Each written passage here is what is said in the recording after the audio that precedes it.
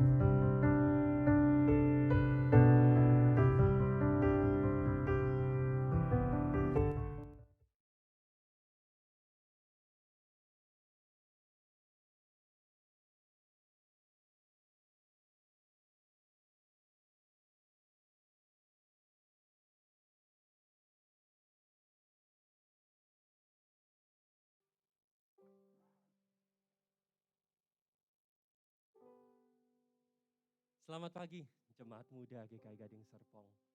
Kita bersyukur hari ini, kita boleh mengadakan ibadah bersama, kita boleh bersekutu bersama untuk memuji dan menyembah Tuhan kita. Saat ini aku ingin mengajak setiap kita untuk ambil waktu teduh sejenak.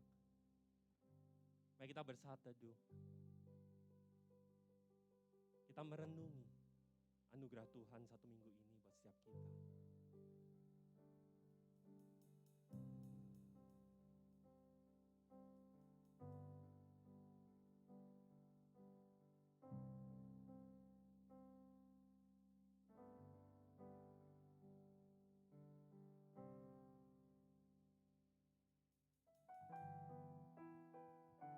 Terpujilah Tuhan, Allah Israel, sebab Ia melawat umatnya dan membawa kelepasan baginya. Itu ayat pembuka kita pagi hari ini. Lukas 1 ayat 68. Mari kita bangkit berdiri. Kita mau puji Tuhan kita mau katakan ku kagum hormat akan Engkau. Kau sungguh indah tiada taranya, sungguh menakjubkan, sungguh ajaib untuk dimengerti, lebih dari semua yang ada. Hikmat-Mu tiada terselami, kasih-Mu dalam tak terduga. Kau sungguh indah tiada taranya, mulia dan berkuasa.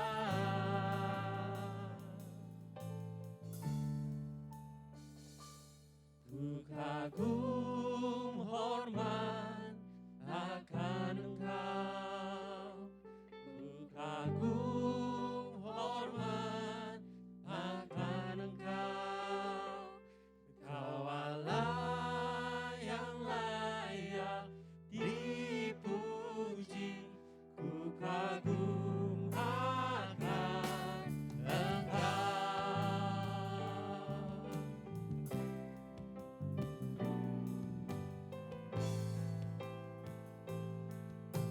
Kita angkat pujian ini dari awal. Kau sungguh indah, sungguh indah tiada taranya, sungguh menakjubkan,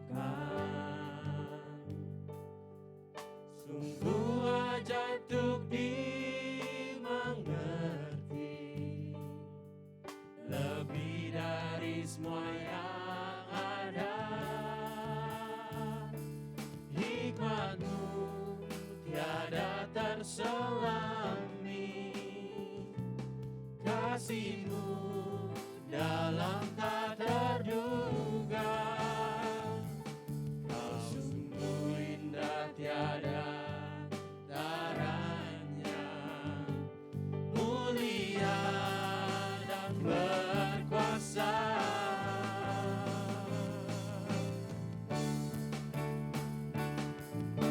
Kagum hormat akan Engkau, ku kagum hormat akan Engkau. Kau Allah yang layak dipuji, ku kagum akan Engkau. Kita mau katakan I stand in awe of you. And I stand in awe of you. I stand in awe of you. Only God to whom all praise is due. And I stand in awe of you. And I stand in awe of you. And I stand in awe of you.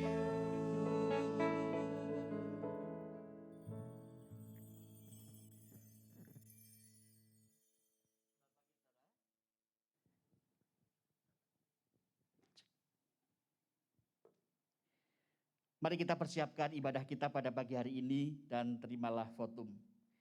Pertolongan kita adalah dalam nama Tuhan yang menjadikan langit dan bumi. Amin.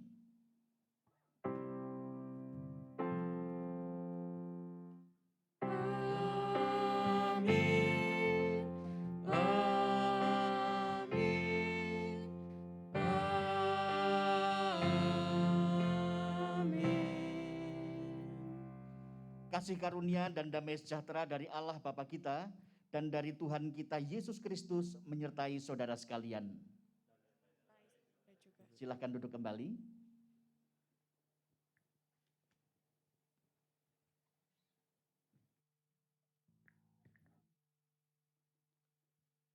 Ya, tema kita minggu ini, kita akan belajar mengenai berintegritas. Tonton, jika di lagu sebelumnya tadi, kita mengagumi, kita menghormati Tuhan kita. Salah satu cara kita memiliki integritas dalam kekristenan ini adalah the consistency. Apakah kita senantiasa memang mengagumi, menyembah Tuhan kita? Dan lebih dari itu, apakah kita menyadari bahwa hari ini, ketika kita bisa berada di tempat ini, kita bisa berada di depan layar masing-masing, itu semua karena anugerah dari Tuhan. Bahkan ketika kita bisa hidup dalam kecukupan,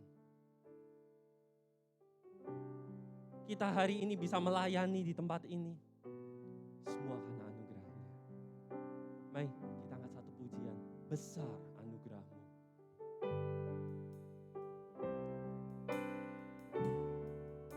Biarlah lagu ini boleh membantu kita untuk menghayati bahwa ya, oleh karena dia, oleh karena anugerah. Ku ada sebagaimana ku ada, berdiri menghadap tatamu Bapa, semua karena anugerah-Mu yang telah selamatkanku. Ku hidup dalam segala kelimpahan, ku layak untuk melayani Tuhan, semua karena anugerah-Mu tercurah bagiku. Kita mau kata besar anugerah-Mu, besar anugerah-Mu, berlimpah kasih-Mu, semakin hari semakin bertambah, besar anugerah-Mu.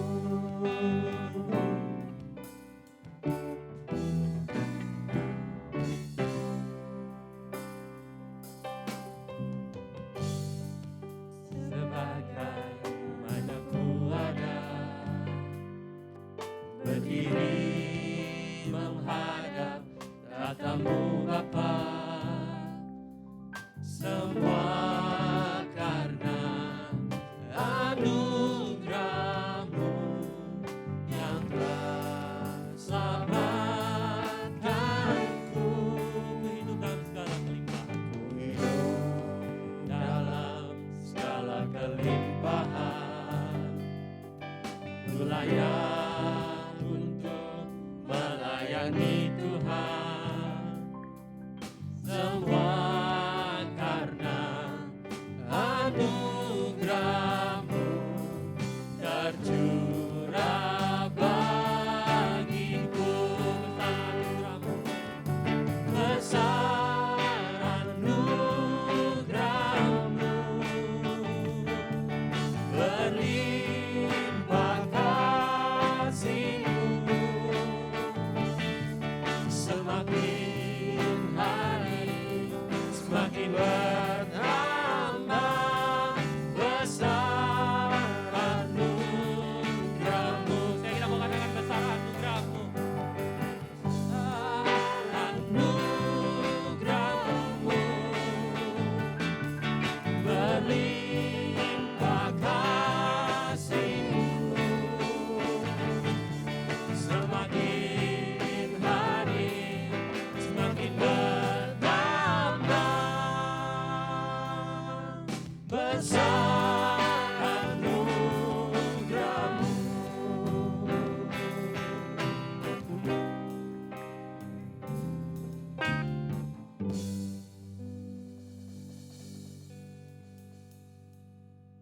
teman-teman,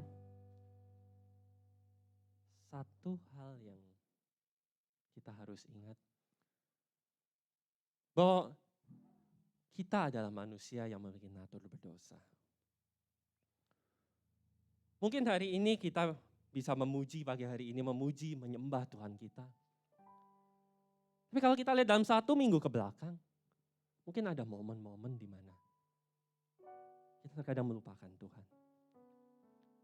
Ada momen ketika kita sudah terlalu berkutat dengan rutinitas kita melupakan bahwa Tuhan yang memiliki anugerah tadi buat kita, yang memampukan kita untuk menjalani aktivitas.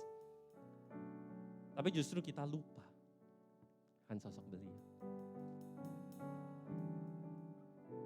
Yeremia 3 ayat yang ke-13 berkata, hanya akuilah kesalahanmu, bahwa engkau telah mendurhaka terhadap Tuhan Allahmu.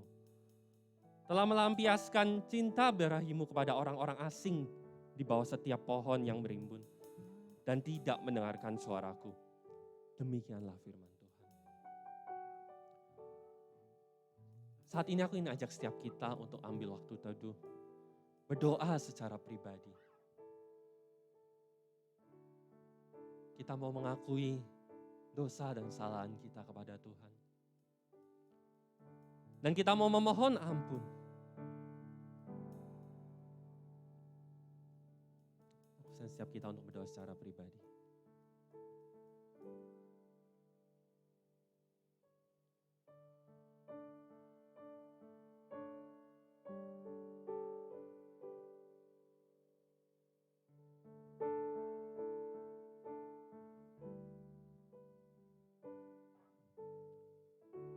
Bapa,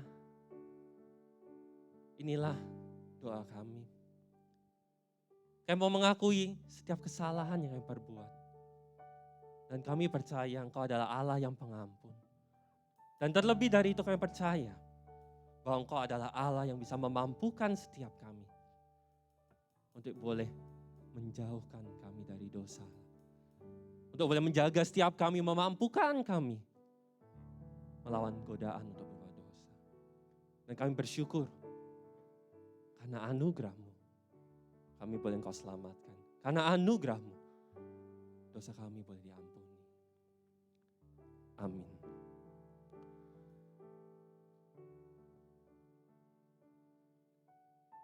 Mari kita bangkit berdiri, kita terima berita anugerah dari Tuhan. Dialah yang menyelamatkan kita dan memanggil kita dengan panggilan kudus. Bukan berdasarkan perbuatan kita, melainkan berdasarkan maksud dan kasih karunia-Nya sendiri yang telah dikaruniakan kepada kita dalam Kristus Yesus sebelum permulaan zaman.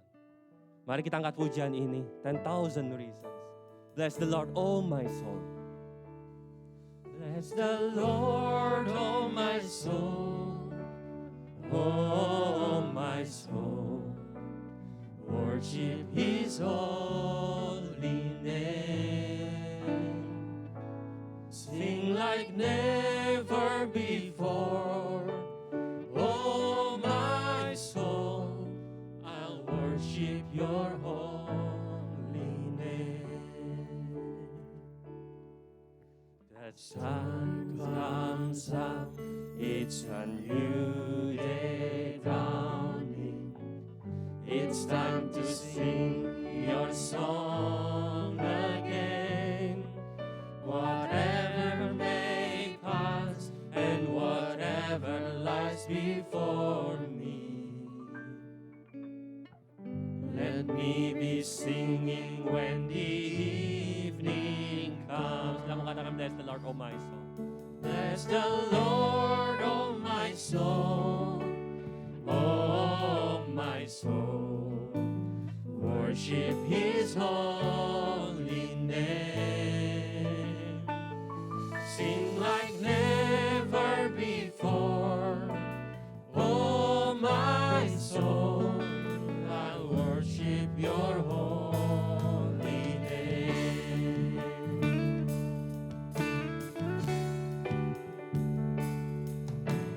Sunshine, love, and you're slow to anger. Your name is great.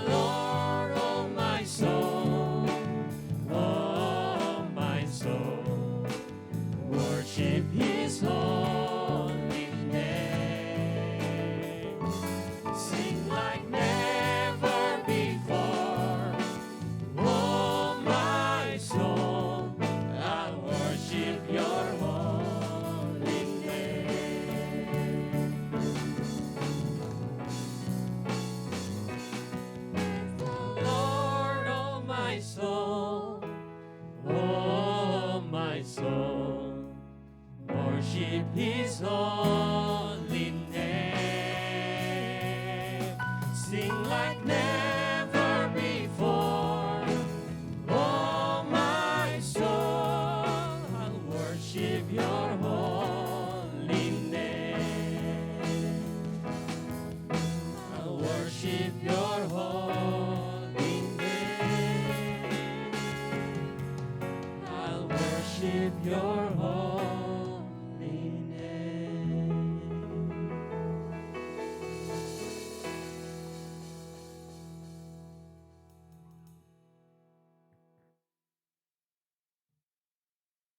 Dan hati kami di hadapan Tuhan, kami sadar bahwa kami ini adalah seorang yang berdosa.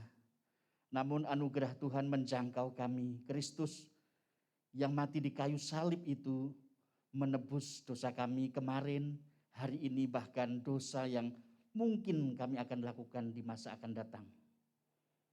Sempurna Engkau menguduskan kami bersyukur. Terima kasih Tuhan. Bahkan hari ini kami juga bersyukur kalau kami boleh membangun ibadah bersama di Komisi Dewasa Muda Gading Serpong. Tuhan berkati secara khusus ketika kami memfokuskan hati kami untuk mendengar dan belajar bersama kebenaran firman-Mu. Kami mohon kuasa Roh Kudus-Mu menolong kami supaya kami tidak hanya faham tapi juga bertekad melakukannya. Pakai hamba-Mu yang terbatas ini, berkati kami sekalian. Dalam nama Tuhan Yesus yang adalah firman yang hidup, kami memohon. Haleluya. Amin. Silakan duduk, saudara-saudara.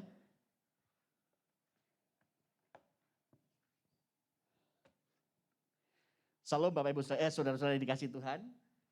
Pada pagi hari ini kita akan membuka Alkitab kita dan belajar bersama dari kitab Ester pasal yang pertama.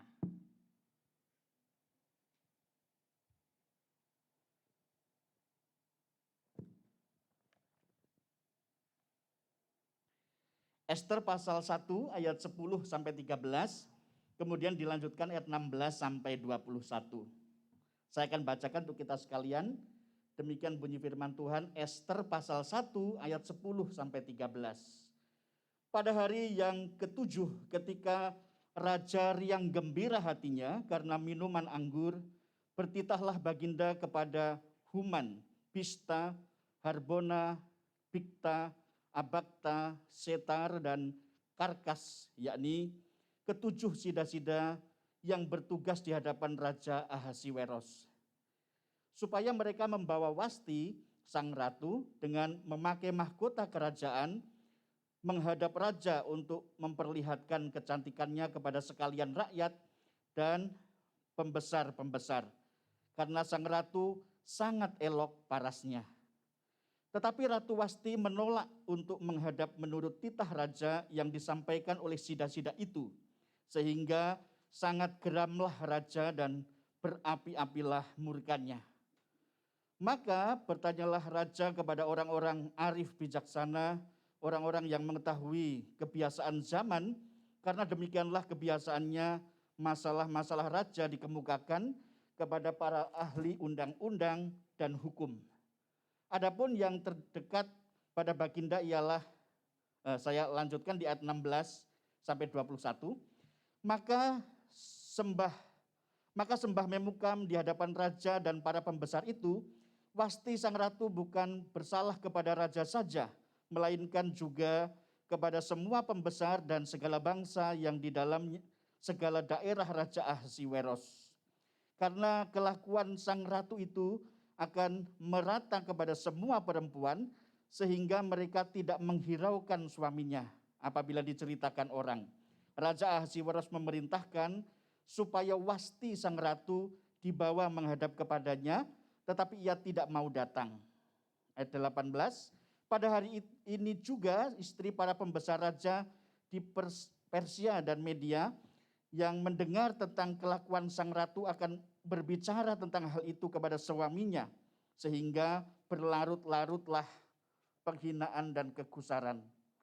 Jikalau baik pada pandangan raja, hendaklah dikeluarkan suatu titah kerajaan dari hadapan baginda dan dituliskan di dalam undang-undang Persia dan Media, sehingga tidak dapat dicabut kembali bahwa Wasti dilarang menghadap Raja Ahasiweros dan bahwa raja akan mengaruniakan kedudukannya sebagai ratu kepada orang lain yang lebih baik daripadanya. Bila keputusan yang diambil raja kedengaran di seluruh kerajaannya, alangkah besarnya kerajaan itu. Maka semua perempuan akan memberi hormat kepada suami mereka daripada orang besar sampai kepada orang kecil. Usul itu dipandang baik oleh raja serta pembesar-pembesar. Jadi bertindaklah raja sesuai dengan usul Memukam itu. Demikianlah firman Tuhan, berbahagia kita yang mendengar firman Tuhan serta melakukannya. Haleluya.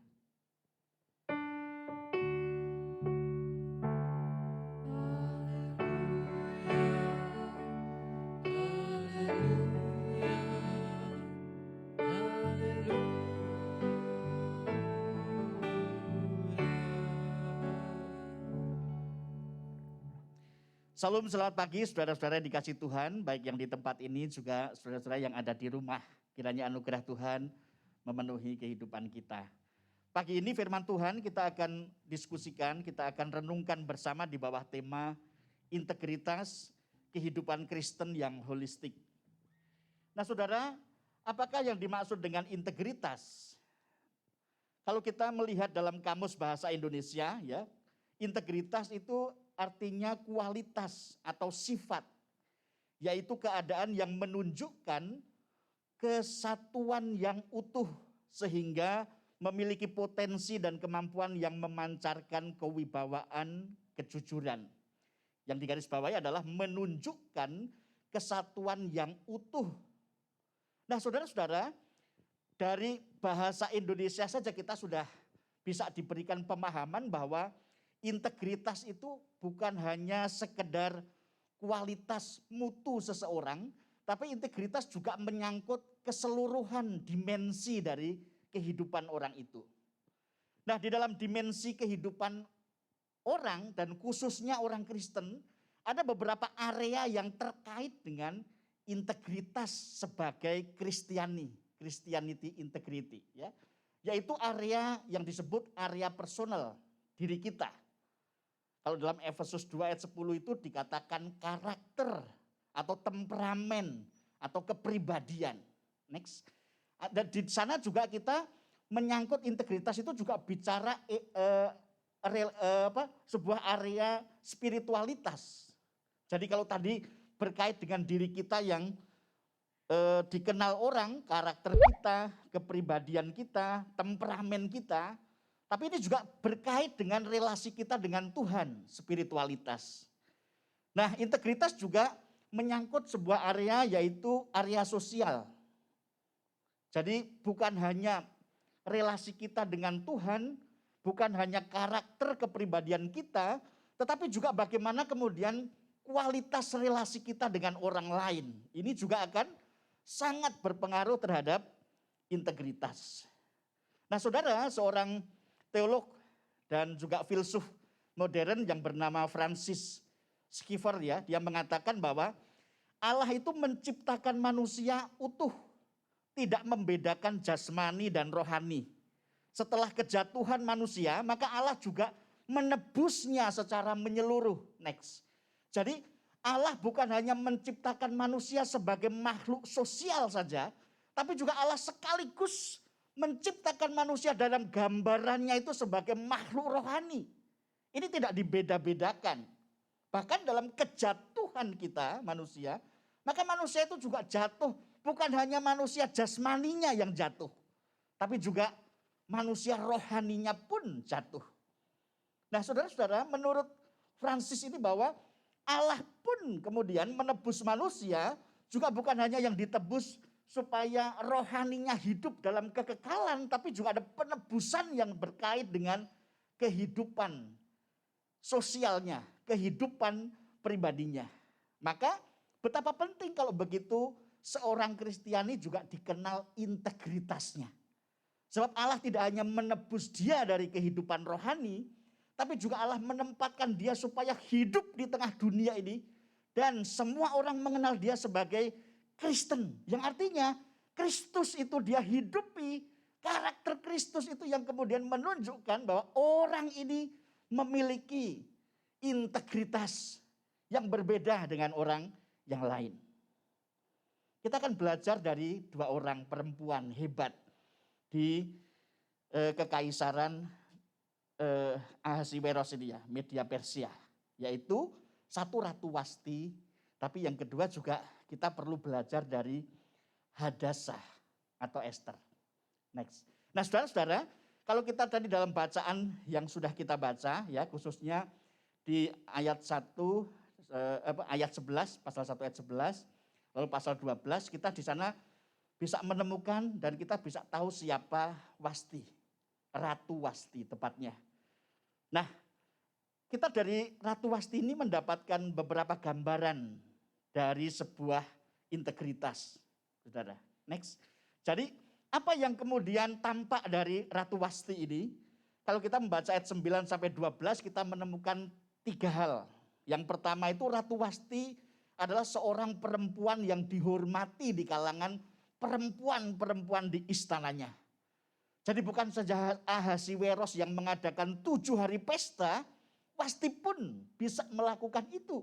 Dan dia juga bisa mengumpulkan perempuan-perempuan lain untuk juga memenuhi undangannya. Ini artinya Wasti juga punya pengaruh yang cukup besar di media Persia. Bahkan penolakannya ketika diundang raja ini pun itu berdampak pada lahirnya undang-undang bahwa perempuan harus taat kepada suaminya. Ini keren ya saudara ya. Ratu Wasti ini hebat ya, keren. Ini kuat sekali karakternya. Lalu yang kedua, kita juga di sana dinyatakan bahwa Ratu Wasti adalah perempuan paling cantik yang ada di media Persia. Ya, dia tidak hanya dikatakan cantik tapi elok parasnya. Ini bicara bukan hanya kecantikan fisik. Memang pasti dia cantik secara fisik. Tapi bukan hanya itu, dia pinter. Dia cerdas. Dia juga sosialnya juga diterima banyak orang. Ya. Lalu yang ketiga kita juga melihat ada karakternya yang kuat sehingga dia berani menolak perintah Raja Ahasiweros. Karena menurut Wasti permintaan Raja Ahasiweros ini luar biasa melecehkan tanda kutip kaum perempuan. Karena waktu Ahasiweros mabuk, yang menyuruh Wasti untuk datang dengan menggunakan mahkota sebagai ratu, ya. Lalu Raja Ahasiweros pengen memamerkan kecantikan fisiknya. Ya, ada beberapa penafsir yang mengatakan Ratu Wasti harus bugil di hadapan banyak orang, lalu memperlihatkan seluruh tubuhnya itu, lalu seluruh orang media Persia mengagumi kecantikan fisiknya. Nah, oleh itu maka Ratu Wasti ini menolak karena dianggap sikap yang melecehkan perempuan. Ya, ternyata sebelum abad Masehi ya, emansipasi perempuan sudah ada, saudara. Ya, dan ini saya rasa hal yang baik. Nah, saudara-saudara, dari 3 hal ini maka kita menemukan bahwa Ratu Wasti adalah seorang perempuan yang mengembangkan dirinya. Dan ini sesuatu yang baik. Karena dia tidak hanya mengembangkan dirinya supaya mendapat citra dari apa yang dilihat orang, tetapi dia ingin menunjukkan akan kesejajaran orang manusia itu. Ya, jadi dia membangun image, lalu dia juga sebagai ratu dia membangun relasi dengan baik dan dia ingin membangun integritasnya melalui segala keberadaan yang dia punya itu. Dia smart, dia cantik, ya, dia juga bisa mempengaruhi banyak orang. Saudara, ini sebuah keadaan yang baik. Nah, saudara-saudara, kalau kita perhatikan, apakah kemudian dalam membangun citra diri, yang itu kemudian menjadi integritas kita, perlu membangun kemampuan diri kita secara praktik di luar, tentu saja. Ya, hal ini juga penting, saudara. Jadi, saya pikir orang menghargai kita, kalau tadi dalam terjemahan Kamus Bahasa Indonesia itu integritas itu juga supaya kita ditempatkan pada tempatnya ya, berwibawa ya. Itu juga kita perlu membangun ya diri kita. Artinya kalau kita hanya cantik saja tapi bodoh ya, orang juga nggak bisa menghargai kita. Ya, saya pernah satu mobil pas jalan ke satu tempat kira-kira 4 jam, di sebelah saya mahasiswa salah satu universitas ya. Cantik anaknya ya. Tapi waktu diajak ngobrol nggak nyambung. Bayangin saudara, Anda punya pacar ya, cantik tapi nggak nyambung diajak ngomong. Rasanya kayak apa ya? Nah saudara-saudara pasti tahu bahwa dia perlu membangun seluruh kapasitasnya sehingga orang bisa sangat menghargai dia, keberadaannya. Nah tetapi saudara, dari beberapa pengalaman ini kita tahu bahwa Ratu Wasti membangun integritasnya dari luar. Apa yang tampak di luar ini dia gunakan untuk menarik simpati orang, untuk membuat orang lain kemudian menghargai dia. Hal itu memang baik. Ya, kita pun juga harus mengoptimalkan apa yang tampak dan orang lain melihat diri kita. Itu juga penting. Next, saudara, dari sejak tahun 1952 ya, dalam Miss Universe itu ya, pertama kali diselenggarakan tahun 52. Ternyata saudara, apa yang dinilai cantik oleh dunia ini berubah saudara. Dulu orang itu disebut cantik ya, kalau dia kulitnya putih, lahir ya orang Eropa yang dianggap cantik itu, tahun 52. Tapi kemudian tahun 59, ada pemenang kontes Miss Universe ini ternyata dari Jepang saudara. Lalu beralih kecantikan kan. Cantik tanda kutip menurut pandangan kecantikan dalam pemilihan Miss Universe ini ya.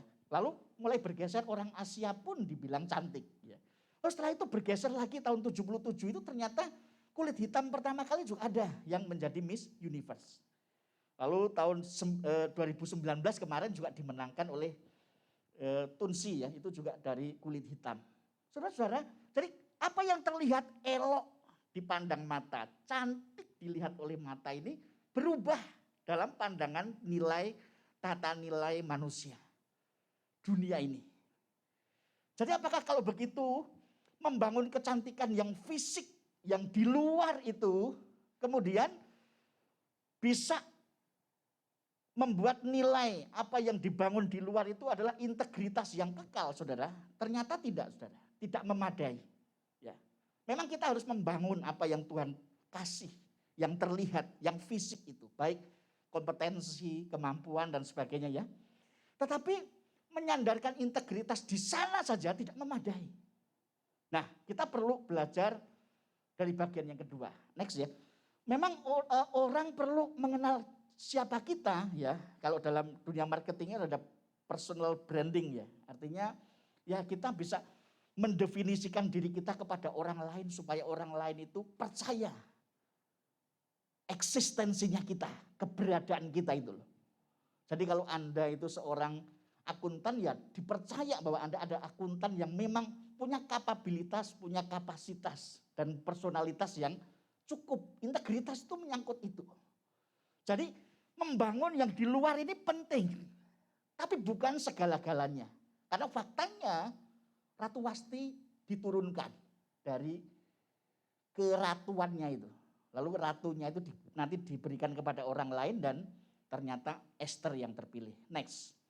Norman Geisler ya, dia berkata begini, bila ada etika yang mutlak, bagaimana mungkin kita tersesat? Dalam masyarakat kita dulu jabat tangan dan ucapan adalah pengikat. Namun sekarang tidak lagi. Kita mengambil keputusan-keputusan tidak etis bukan hanya dalam bisnis melainkan juga dalam seluruh hidup kita. Dunia bisnis hanya cermin jiwa pelakunya. Geisler ingin menekankan bahwa ketika kita menaruh integritas kepada yang fana tidak memadai. Kita perlu melanjutkannya. Jadi bagaimana kemudian integritas Kristen itu? Next, kita perlu integritas itu dimulai dari dalam dan tampak keluar. Transformasi inside out. Gereja kita sering menggunakan ini ya, karena ini memang misi GKI Gading Serpong. Kalau tidak salah baca di mana-mana kayaknya ada ya. Kalau nggak ada coba cari di kantor, ada itu kayaknya ya. Tapi begini saudara, persoalannya adalah kadang-kadang kita hanya menggunakan moto ini sebagai tagline, kata-kata bagus tapi tidak pernah kita implementasikan dalam realitas hidup. Itu juga sia-sia. Ya. Pastor Edmund Chan dia berkata, jadi apa yang membuat kemudian Injil itu berkuasa penuh ketika orang Kristen melakukan apa yang tertulis di dalam firman itu. Kalau tidak sampai melakukan ya sia-sia. Mari kita belajar dari Hadasa, Esther. Apa yang dilakukan Esther, saudara? Nah, saudara-saudara, kalau kita baca kitab Esther itu enggak banyak. Mempersiapkan ini saya membaca satu kitab ini. Selesai. Jadi kalau kamu rasanya membaca satu kitab enggak mungkin. Saya mau nyiapin ini aja, baca satu kitab ini selesai. Jadi sedikit kitab Esther. Ya, dari Esther ini kemudian di pasal 1 itu saja muncul beberapa istilah, khususnya ayat 1 ayat 15 ya, saya cuplik saja. Maka Esther dapat menimbulkan kasih sayang pada semua orang yang melihat dia. Lalu diulangi lagi ayat 17, Esther dikasihi oleh Baginda Ahasiweros dan seterusnya. Bahkan semua orang itu melihat Esther, lalu timbullah dalam hati mereka kasih sayang kepada Esther. Ini rahasianya, saudara. Jadi apa yang kemudian bisa membuat orang lain memiliki hati yang mengasihi itu bukan sesuatu yang ditempel dalam kepribadian kita.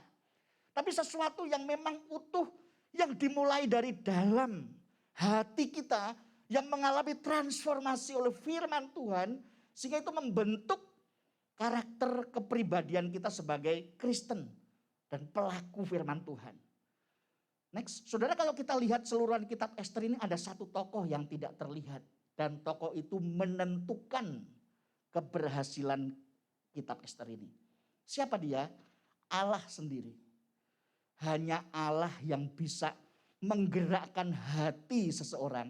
Sehingga dari hati itu orang bisa digerakkan untuk memiliki belas kasihan. Siapa Esther? Esther bukan warga negara Media Persia. Dia orang buangan, ponakan dari Mordekai. Dia dibuang ke sana, ya. Tetapi kemudian dalam kontes pencarian orang cantik se-Media Persia, Esther terpilih.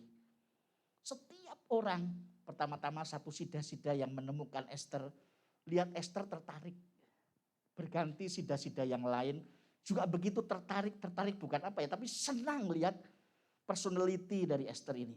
Bahkan Ahasiweros pun begitu tertarik melihat Esther. Kalau ditanya apakah Esther lebih cantik dari Ratu Wasti, enggak tahu ya. Karena cantik itu kan relatif ya. Saya bilang yang paling cantik istri saya ya. Sorry ya. Esther pun lewat, ya, Ratu Wasti lewat. Kalau enggak saya ngomong begitu repot saya. Nah, saudara-saudara, mungkin ya dari luar orang punya perspektif, punya penilaian yang berbeda-beda tentang kecantikan. Tapi kalau cantiknya saya yakin Esther juga cantik. Tapi bukan hanya itu. Dia tidak hanya membangun personality dari apa yang ada pada dirinya saja. Tapi dia mulai jauh dari kedalaman hatinya. Hati yang begitu melekat dan mengenal kepada siapa Allahnya. Hal ini sesuatu yang penting, saudara. Kekristenan saat ini banyak sekali kualitas hidup orang Kristen itu mengalami degradasi. Karena apa? Orang Kristen punya dua pemikiran yang sangat dipengaruhi oleh pandangan Platonisme tentang dualistik. Waktu di gereja rohani sekali. Tapi di kerjaan jadi penjahat yang luar biasa. Bahkan sekarang ini tidak segan-segan, di gereja pun juga jadi penjahat, saudara. Ya, tidak heran ya kalau di kepemimpinan gereja, leadership gereja juga kita masih melihat ada orang-orang brengsek. Saudara-saudara, betapa pentingnya orang tidak hanya membangun yang fisik. Supaya orang itu tidak hanya membangun image yang di luar, yang ditempel saja. Ya, kalau Rasul Paulus mengatakan itu topeng. Bisa memang. Di sini saya sebegini, seperti terlihat rohani begini. Tapi nanti keluar di jalan, apakah saya masih ditemukan sama seperti saya waktu ada di mimbar. Waktu saya ada di rumah, waktu saya ada bersama dengan orang-orang yang lain. Saudara-saudara, Esther tahu bahwa dia perlu melekat kepada pribadi yang tidak terlihat. Tapi pribadi ini menentukan hidupnya. Yaitu Allah sendiri yang berkuasa. Dan setelah itu dia terbuka terhadap perubahan yang Tuhan buat bagi dirinya. Esther dan Mordekai seorang contoh tokoh iman yang luar biasa, mempercayai Allah yang tidak pernah disebut satu kali pun, satu ayat pun dalam kitab Esther. Tapi kehadirannya yang tidak terlihat itu dipercaya oleh Mordekai dan Ester ini. Dia terbuka terhadap kehendak Tuhan. Sehingga dia meresponi perubahan itu, menjalaninya dan sampai kepada titik puncak apa yang dikerjakan oleh Allah. Kalau tidak salah hampir 2 tahun ya saudara kita mengalami pandemi, semua berubah. Jadi kalau saat ini masih ada anak-anak muda yang aduh gak tahu mau gimana, kebangetan ya, udah 2 tahun. Kok masih gimana sih? Sudah 2 tahun masih gimana. Ini fakta, realita. Nah, kenapa kita begitu? Kita kadang-kadang masih senang di zona zaman dulu. Zaman berubah saudara. Ini biasanya orang-orang seumuran saya dan di atas saya itu sulit berubah. Saya harus ngaku itu. Makanya orang-orang tua kayak saya ini mesti belajar juga kepada generasi Z, generasi kalian ini. Yang cepat respon dan cepat beradaptasi terhadap perubahan. Ester situasi yang seperti itu, dia tetap melekat kepada Tuhan. Hatinya terbuka kepada kehendak Tuhan. Next. Jadi integritas yang dibangun bukan hanya kecantikan di luar, keelokan yang dipandang mata, tapi kecantikan yang muncul dari dalam, inner beauty. Integritas dibangun dari dalam, yaitu mengembangkan karakter dan seluruh potensi kita di luar, tapi dimulai dari hidup yang melekat kepada Allah, kepada Kristus, kepada Yesus.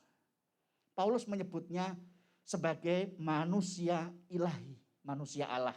Kalau Anda nanti membaca 1 Timotius 6 ayat 11, Petrus menyebutnya manusia batiniah.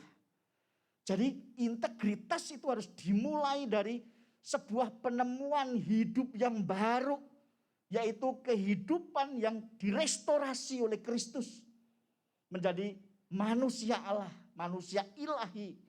Karakter yang dibangun menjadi manusia yang tidak hanya manusia lahiriah, tapi manusia batiniah yang kemudian terlihat di dalam karya dan seluruh sikapnya.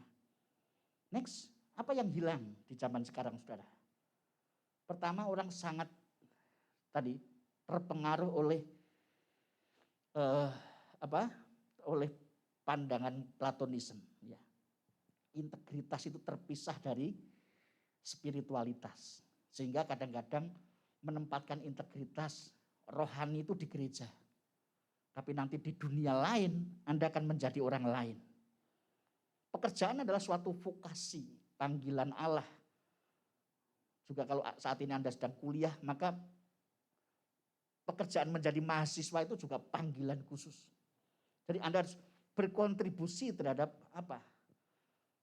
Terhadap apa yang mestinya terlihat. Ya, Timothy Keller menyampaikan bahwa Anda harus menunjukkan kehadiran Anda bukan hanya eksistensi Anda, tapi Kristus yang ada dalam Anda itu terlihat jelas dimanapun Anda berkarya. Lalu yang kedua yang hilang adalah pekerjaan, status itu juga dianggap terlepas dari hal-hal yang spiritualitas. Ya. Kita tidak lagi memerlukan Tuhan hadir di sana. Paul Stephen dalam buku Membawa Jiwa dalam Pekerjaan, ternyata pekerjaan kita pun itu adalah tindakan menghadirkan Allah yang bagi orang lain abstrak. Mereka bisa melihat kehadiran Allah melalui karya kita. Ketika kita di sekolah menjadi mahasiswa pun juga di sana pun ternyata integritas kita itu orang pengen melihat Allah yang tidak terlihat itu dalam kehidupan kita. Saudara-saudara, next bagian ini saya ingin mengakhiri bahwa integritas kehidupan Kristen yang holistik itu seperti yang dikatakan Jonathan Lemme, dia berkata di dunia dengan pola pikir yang sangat berbeda, kita mudah tergoda untuk mengkompromikan iman kita atau mengurangi kadar kesaksian kita sebagai orang Kristen. Orang Kristen bisa dengan mudah menyerah pada tekanan-tekanan dunia. Jangan kita terlalu memegang kuat hal-hal yang berasal dari dunia. Karena bila pikiran kita tertuju hanya kepada reputasi, kehormatan, kenyamanan, materi, maka kita akan sulit hidup berpadanan dengan Injil. Pekerjaan kita akan tercemar, bukannya kita menjadi penolong bagi orang lain, tapi justru kita akan menjadi batu sandungan. Pendeknya, integritas adalah menyatunya iman dalam perbuatan dan karya kita. Orang lain sedang menunggu-nunggu Allah real dilihat. Bukan Allah yang turun dari surga langsung, tapi melalui kehidupan saudara. Tuhan Yesus mengatakan saudara, bahwa kita ini seperti domba di tengah serigala. Maka pegang untuk motivasi untuk pegangan hidup kita, moto ini, ayat ini ya. Bahwa Tuhan mengatakan kamu harus cerdik seperti ular. Harus cerdik di dunia ini seperti ular. Karena kalau enggak Anda diterkam serigala yang lain. Anda bukan serigala, Anda domba. Maka Anda harus cerdik di tengah dunia ini seperti ular. Tapi enggak boleh berhenti di sana saja. Anda juga harus tulus seperti merpati. Orang kadang tanya, kayak apa ya perpaduan antara ular beludak ya, seolah-olah ya, ular dengan merpati itu. Bagaimana perpaduan ular dengan merpati?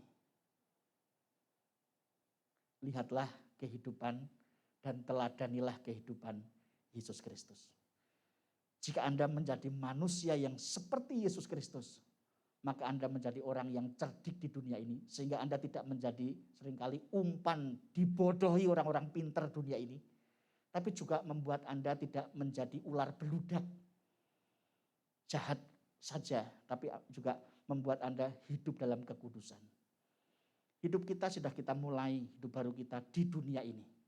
Dan akan kita lanjutkan dalam kekekalan. Maka di sini pun Anda harus menunjukkan integritas Kristus. Sampai kepada kekekalan. Jika di sini Anda munafik, maka tidak ada tempat di surga. Itu kata firman Tuhan. Jadilah, hiduplah seperti Kristus. Integritas Kristen ialah Anda hidup seperti Yesus Kristus. Amin. Mari kita tunduk kepala.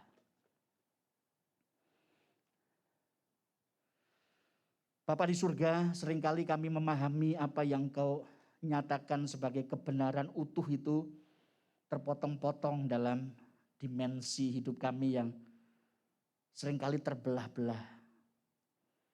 Ketika ada di gereja, kami mendapati hidup kami begitu sucinya seperti malaikat yang tidak ada dosa. Tapi ketika kami hidup dalam keseharian, di dunia kerja atau di sekolah atau dimanapun Tuhan tempatkan kami mendapatkan diri kami yang berbeda Tuhan. Dan itu yang seringkali membuat kami frustrasi. Namun syukur kepada Allah yang memberikan kami kebenaran firman-Mu hari ini.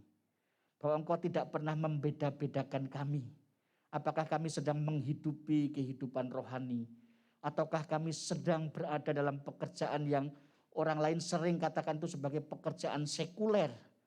Tidak ada di hadapan Tuhan yang sekuler ataupun yang rohani. Semua hal Tuhan lihat dan Tuhan pandang sama. Karena Engkau menciptakan kami serupa dengan Engkau. Tidak membeda-bedakan kami. Kami ini sekuler atau rohani. Tuhan tolonglah supaya Engkau tampak jelas dalam hidup kami ketika kami bekerja. Ketika kami ada di sekolah sebagai mahasiswa. Atau bahkan ketika kami Tuhan tempatkan dimanapun. Biarlah orang melihat Engkau itu nyata hidup melalui perkataan, melalui ide-ide dan pikiran kami. Bahkan juga melalui karya pekerjaan kami. Sebab hidup kami tersembunyi.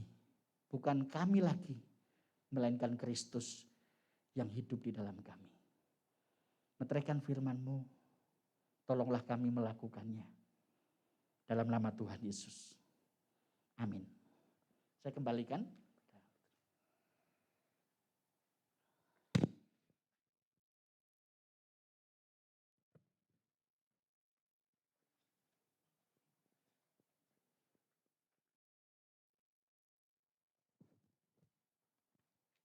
Rekan-rekan sekalian, mari bangkit berdiri. Bersama dengan umat Tuhan segala abad dan tempat, mari kita nyatakan pengakuan iman kita seturut dengan pengakuan iman rasuli yang demikian bunyinya.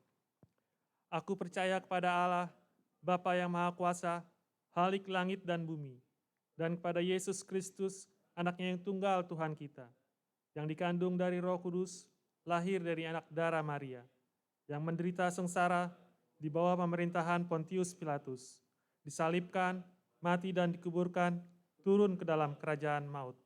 Pada hari yang ketiga, bangkit pula dari antara orang mati, naik ke surga, duduk di sebelah kanan Allah, Bapa yang Maha Kuasa. Dan dari sana ia akan datang untuk menghakimi orang yang hidup dan yang mati.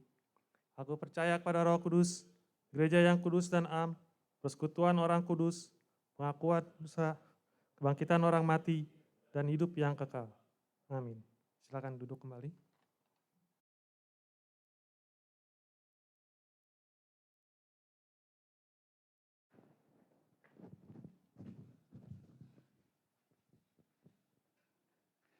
Mari kita tunduk kepala, kita berdoa. Bapa di surga, kami menyatukan hati kami datang kepadamu, kami bersyukur Tuhan memberkati kami. Meskipun kami masih hidup di masa pandemi COVID-19 ini, namun keadaan sudah lebih membaik. Terima kasih untuk setiap perbuatan tangan-Mu. Tuhan mempercayakan banyak hal dalam hidup kami. Biarlah dalam hidup kami sungguh menyatakan Kristus hidup dalam pribadi kami, dalam pekerjaan kami, dalam pelayanan kami. Tuhan, kami berdoa untuk teman-teman yang sedang studi, mungkin ada di antara mereka yang sedang menyelesaikan tahap akhir, baik skripsi, tesis, disertasi. Tuhan memberkati mereka dengan hikmat Tuhan, supaya mereka bisa menyelesaikan tepat waktu. Berkati teman-teman juga yang sudah lulus, kami bersyukur. Dan saat ini kalau mereka sedang bergumul untuk satu pekerjaan yang sesuai dengan latar belakang mereka, Tuhan tolong. Dalam situasi yang sulit ini, kami tahu ketika kami menabrak tembok, Tuhan sedang menyediakan membuka pintu-pintu supaya kami melewatinya. Sebab bersama Engkau menginginkan kami keluar sebagai pemenang. Tuhan, kami juga berdoa untuk teman-teman yang menjadi pengurus di KDM ini. Tuhan berkati mereka dalam upaya usaha mereka untuk terus memperlengkapi teman-teman secara rohani dalam pengenalan akan Tuhan. Kiranya Tuhan berkati mereka, baik pekerjaan mereka, masa depan hidup mereka. Tuhan kiranya tolong setiap doa dan pergumulan, Tuhan kiranya mendengar dan menjawab.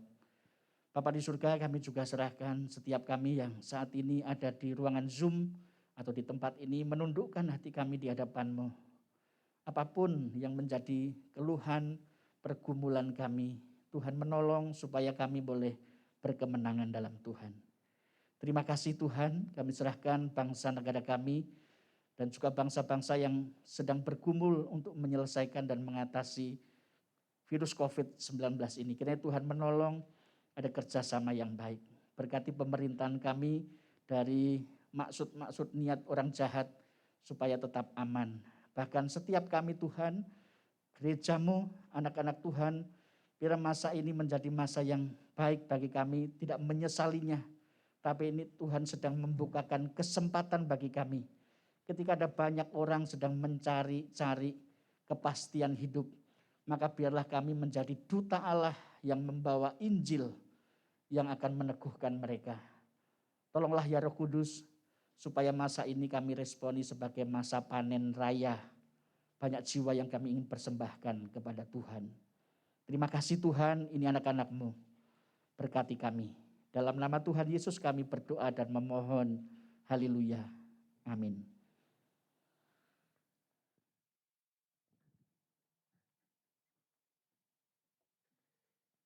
Ya, terima kasih Pak Heri untuk pelayanannya. Teman-teman, tiba saatnya buat setiap kita untuk mempersiapkan persembahan yang terbaik bagi Tuhan. Ayat persembahan kita pada minggu hari ini diambil dari Mazmur 119 ayat yang ke-108 yang berbunyi demikian. Kiranya persembahan sukarela yang berupa puji-pujian berkenan kepadamu ya Tuhan. Dan ajarkanlah hukum-hukum-Mu kepadaku. Mari kita sama-sama berikan persembahan kita. Persembahan dapat dikirim melalui bank transfer atau scan QR code yang tertera. Sambil memberikan persembahan, kita akan pujian Aku Bawa dan Berikan. Aku bawa dan berikan persembahanku pada Yesus, pada Tuhan Juru Selamatku. Aku bawa dan berikan persembahanku pada Yesus, pada Tuhan Juru Selamatku.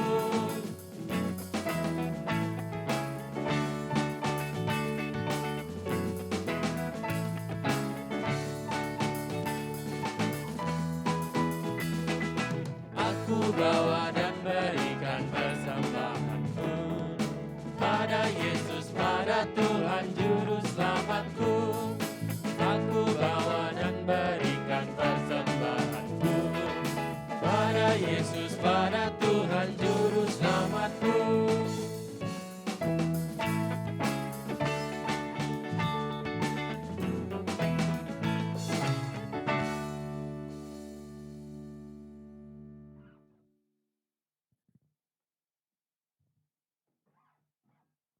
Rekan-rekan sekalian, mari kita bangkit berdiri. Kita akan bawa persembahan kita dalam doa. Bapa yang baik, Bapa yang kami sembah dalam nama Tuhan Yesus, kami mengucap syukur Tuhan untuk pimpinan dan penyertaan Tuhan dalam kehidupan kami hari lepas hari ya Tuhan. Tuhan, di pagi ini kami membawa Tuhan persembahan kami ya Tuhan. Kami tahu Tuhan, apa yang kami berikan ini datangnya daripada Tuhan. Terima kasih untuk berkat yang Kau berikan kepada kami, melalui pekerjaan kami, melalui usaha kami, maupun melalui orang tua kami yang memberikan kepada kami ya Tuhan. Tuhan, berkati persembahan ini. Biarlah melalui persembahan ini, nama Tuhan yang terus dipermuliakan. Tuhan, kami juga berdoa, Tuhan tolong pimpin kami, anak-anak muda di tempat ini Tuhan, supaya kami dapat berintegritas dalam kehidupan kami. Tuhan tolong pimpin kami, supaya melalui kehidupan kami dimanapun Tuhan tempatkan kami, orang lain bisa mengenal Tuhan dan mereka memuliakan Engkau. Terima kasih Tuhan, dalam nama Yesus kami berdoa. Amin. Ya, setiap kita dipanggil oleh Tuhan sebagai anak-anaknya. Dan setiap kita dipanggil oleh Tuhan untuk selalu menjadi pengikutnya.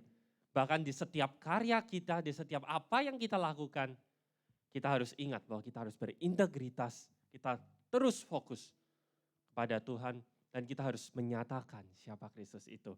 Karena Tuhan memanggilmu.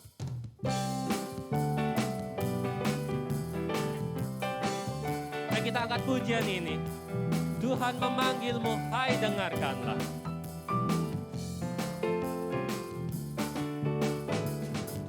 Tuhan memanggilmu, hai dengarlah. Apapun yang terbaik, ya berikanlah. Dan jangan kau gentar, hormat semu. Muliakan saja Yesus Tuhanmu. Tiap karya diberkatinya, namun yang terbaik dimintanya. Walaupun tak besar talentamu, beri yang terbaik kepada Tuhanmu.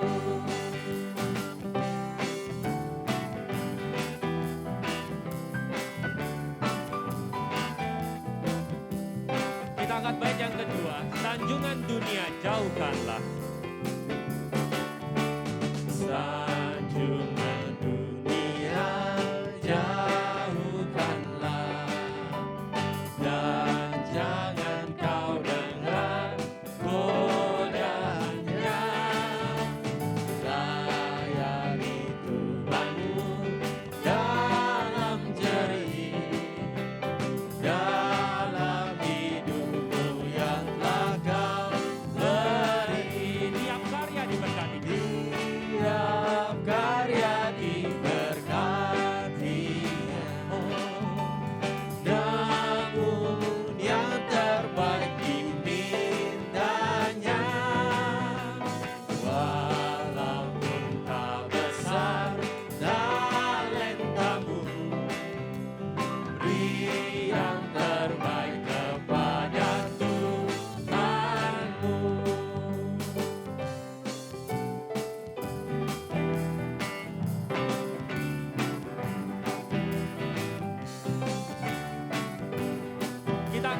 yang ketiga, hari terakhir pun makin dekat.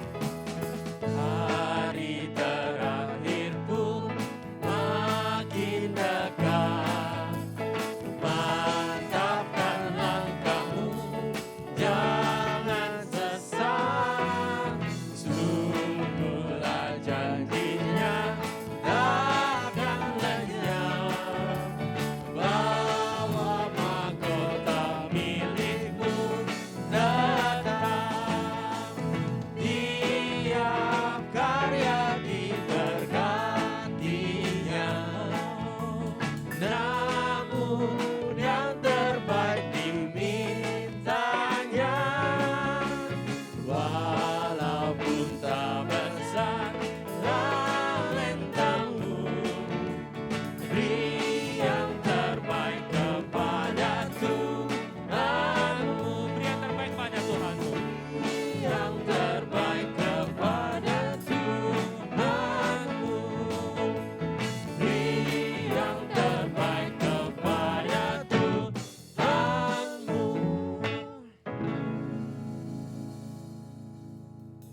Saudara-saudara, pergilah ke tengah dunia ini dan berkaryalah.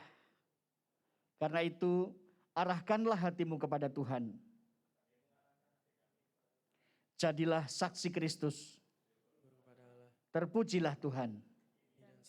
Terimalah berkat Tuhan. Tuhan memberkati kita dan melindungi kita. Tuhan menyinari kita dengan wajah-Nya dan memberi kita kasih karunia. Tuhan menghadapkan wajah-Nya kepada kita dan memberikan kita damai sejahtera. Haleluya.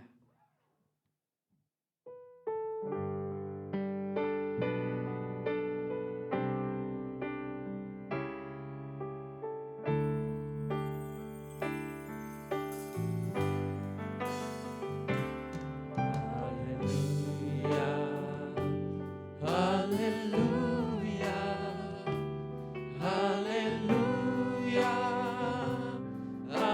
amin.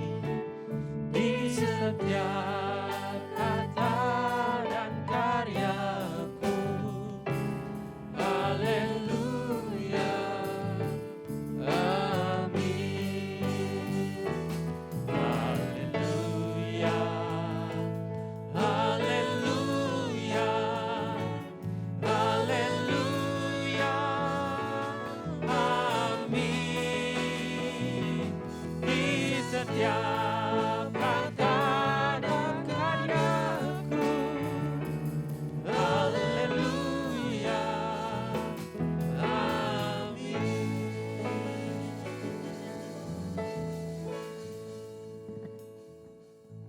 Selamat hari Minggu, aku persilakan siap kita untuk duduk bersaat teduh secara pribadi.